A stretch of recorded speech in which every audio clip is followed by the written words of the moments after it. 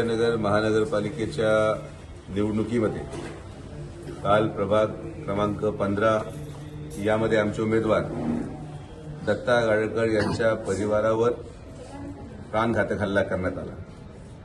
परवा रात्री आमचे उमेदवार स्वर्गीय दिलीप गांधी यांच्या सुनबाई आणि यांचे चिरंजीव सुवेंद्र गांधी यांची गाडी फोडण्यात आली। ज्या पद्धतीचा प्रचार आणि ज्या पद्धतीचे गोष्टी या निवडणुकीमध्ये वापरल्या जात आहेत, मी परत एकदा पोलीस प्रशासनाला विनंती करतो की एक तर हे तुम्ही आवरा, नाही तर मग आम्हाला आमच्या पद्धतीने हाताळावं लागेल।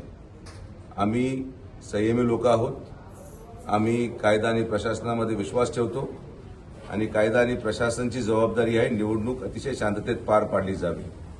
ज्या पद्धतीने बाहेरच्या जिल्ह्याचे लोक आणि गुंड प्रवृत्तीचे लोक आणले जातात, आज घरामध्ये घुसून जर हल्ले होत असतील तर मग निवडणूक कोणत्या दिशेने चालू आहे याचा विचार प्रशासनाने केला पाहिजे। मी सर्व पक्षाच्या लोकांना हात जोडून विनंती करतो, निवडणुकीच्या प्रक्रियेने होऊ द्या।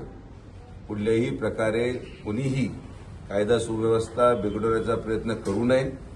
प्रशासन त्यांची जबाबदारी पूर्ण करेल आणि हे सगळ्या गोष्टी या बदललेल्या परिस्थितीमध्ये अहिल्यानगर महानगरपालिकेमध्ये भारतीय जनता पार्टी आणि राष्ट्रवादी काँग्रेसचं जे वातावरण झालेलं आहे, ज्या पद्धतीने आमचे उमेदवार आज सगळेच प्रत्येक प्रभागामध्ये प्रचारामध्ये आघाडी आणि सगळे निवडून येण्याच्या क्षमतेचे असल्या कारणाने पराभवाला समोर पाहता या पद्धतीचे हल्ले केले जात आहेत। मी या सगळ्या घटनेचा निषेध करतो।